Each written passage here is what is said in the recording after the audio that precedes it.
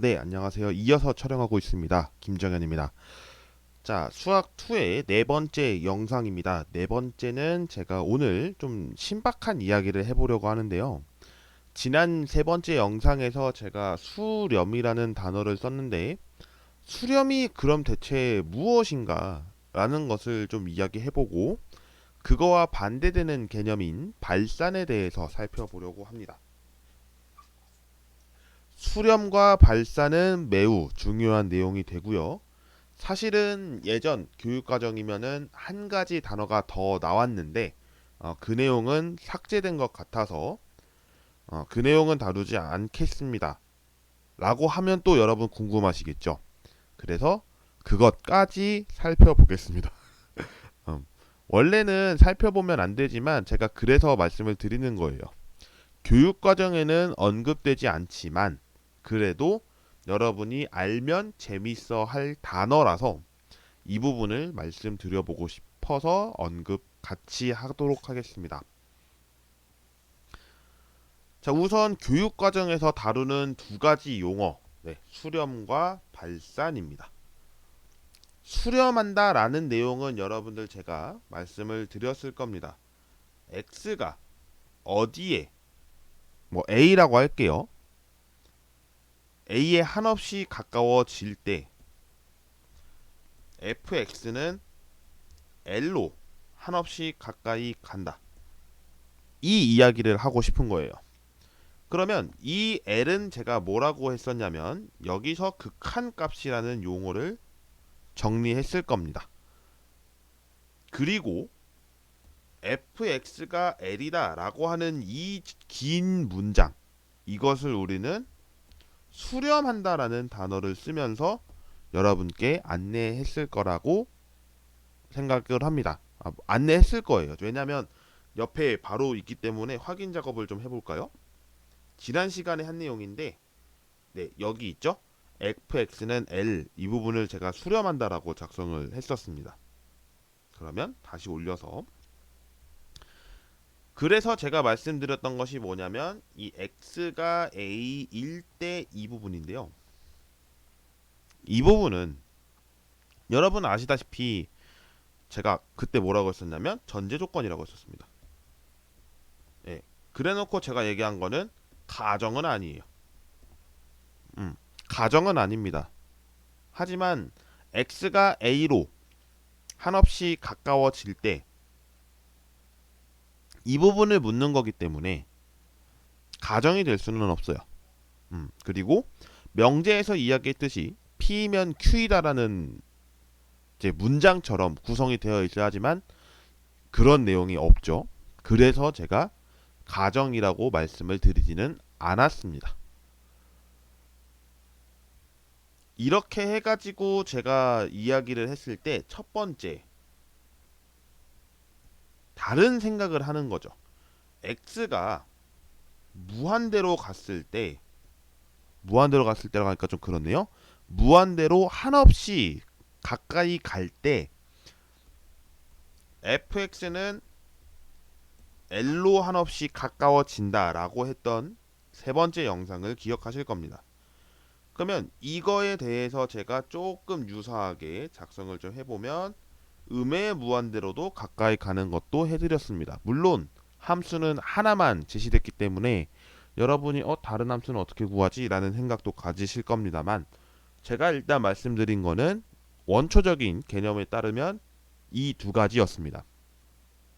그래서 그 값으로의 정해짐이 아니라 정말 우리가 생각하기도 생각했던 것보다 더 크거나 생각했던 값보다 더 작은 정말 큰 수와 정말 작은 수, 이렇게 이야기를 좀 제가 빗대서 표현했는데, 그랬을 때 극한이 수렴한다라고 하면 정말 좋은 함수라고 이야기를 할 수 있을까요?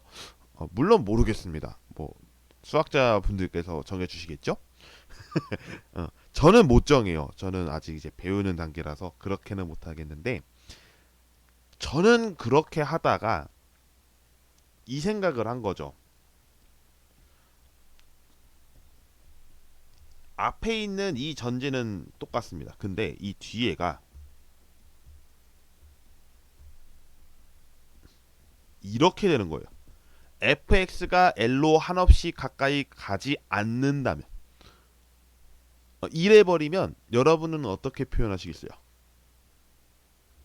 그러면 우리는 이제 여기서 매우 큰 생각들을 갖게 됩니다. 첫 번째, fx가 l로 가까이 가지 않는다. 그러면 일단 l에 가까이는 안 가겠네, 그쵸? 가까이 가지 않는다.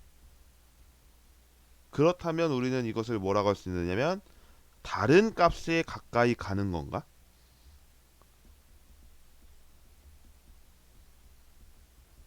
이런 생각을 할 수가 있고요. 두 번째, 일정한 값이 아니네? 그러면 불규칙한 건가?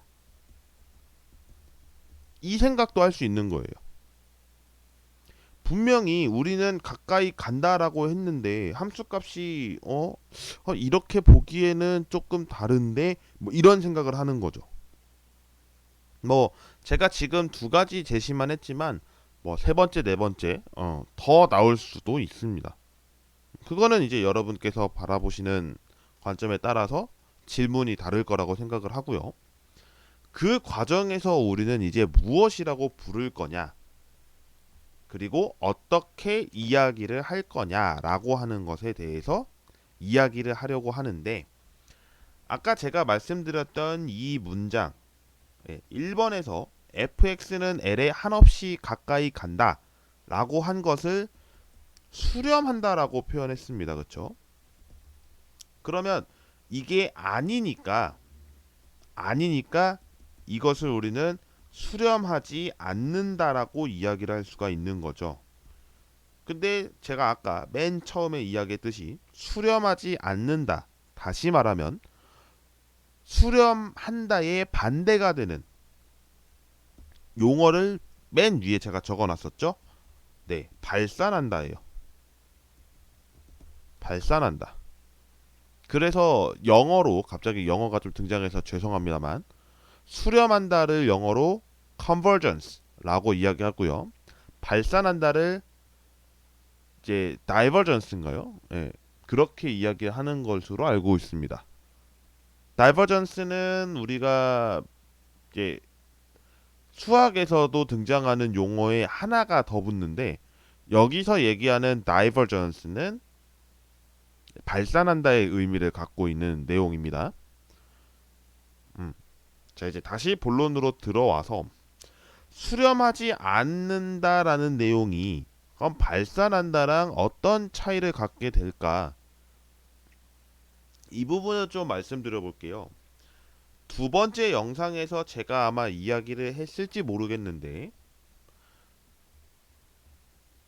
만약에 했다면 한 번 더 들어주시길 부탁드리고요. 안 했다면 이 부분을 통해서 여러분이 개념을 한번 만들어 나가시길 바랍니다. 우리는 그래프를 하나 제시하려고 합니다. 다음과 같은 그래프요. 그리고 이렇게 또 한번 그려보도록 하겠습니다. 그러면 우리는 똑같이 브러쉬를 바꿔야겠군요. x는 가로, y를 세로축 해서 교점은 원점입니다. 그랬을 때 우리는 0에 한없이 가까이 간다라고 해볼게요. x가 0에 한없이 가까이 갈 때 fx는 어디로 가까이 가고 있나요? 자, 그러면 제시를 해보겠습니다. 1, 0, 여기를 그러면 한 1점 마이너스 2분의 3이라고 해볼게요. 여기는 참고로 2분의 3이고요. 여기는 마이너스 1입니다. 이렇게 됐다면 여러분은 어떻게 하시겠습니까?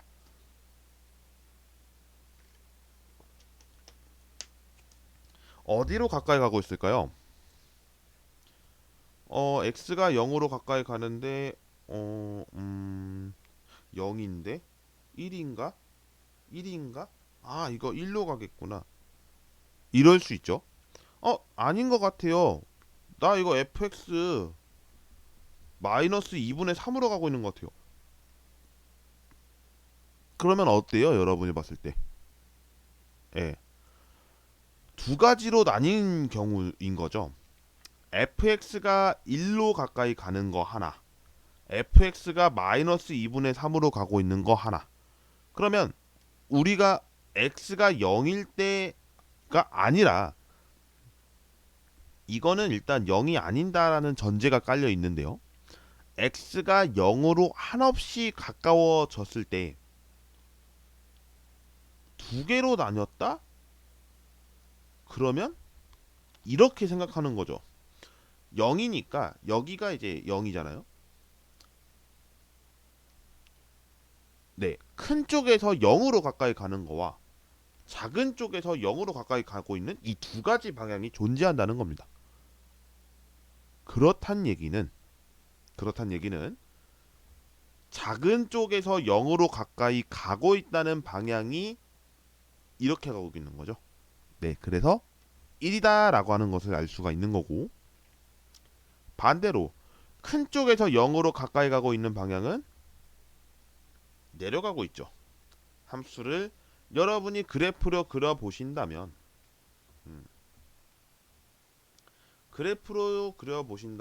점점 더, 제가 지금 물론 역으로 그렸습니다만 마이너스 2분의 3으로 가까이 가고 있죠. 그래서 우리는 이것에 대해서 수렴한다라고 이야기를 못하는 겁니다. 아, 그러면 이땐 발산이겠군요. 그렇습니다. 수렴하지 않기 때문에 발산하는 겁니다. 그래서 우리는, 자, 이제 기호를 썼을 때 x가 0으로 한없이 가까이 갔을 때 fx는 1, 그리고 x가 0으로 한없이 가까이 가고 있을 때 fx는 마이너스 2분의 3, 이렇게 이야기할 수 있어요, 없어요? 없어요. 없습니다. 이거 매우 중요합니다. 예, 없습니다. 그래서 1로 가까이 간다와 마이너스 2분의 3으로 가까이 간다라고 단정적으로 이야기할 수가 없습니다. 그래서 제가 지난번에 얘기를 안 했겠군요. 그거는 다음 시간에 언급을 해보겠습니다. 이야기를 했다면 아마 두 번째 영상에서 얘기하지 않았을까 싶은데 그러지는 않았을 겁니다. 그러지 않았을 거고, 제가 이 내용을 이제 네 번째 영상에서 보여드릴 텐데 이런 경우에는 수렴하지는 않습니다. 근데 세 번째 영상에서 제가 보여드렸던 이 그래프 x분의 1 같은 경우는 x가 고정값은 아니지만 양의 무한대와 음의 무한대로 갔을 때 fx는 어디로 가까이 가고 있었나요? 0으로 가까이 가고 있었습니다. 근데 물론 양의 무한대와 음의 무한대는 숫자가 다르기 때문에 이것을 가지고 어떤 값이다 라고 명확하게 이야기할 수는 없으나 극한값이 명확하게 떨어지죠. 0으로. 그럴 때는 수렴한다가 맞습니다. 그러니까 우리는 이제 수렴한다와 발산한다에 대한 이해를 이 그래프를 통해서 알아볼 필요가 있다라는 것이죠. 그 부분을 여러분이 정리를 하신다면 좀 도움이 되시지 않을까 싶습니다. 자, 그래서 세 번째와 네 번째 영상까지 모두 마무리가 되었습니다.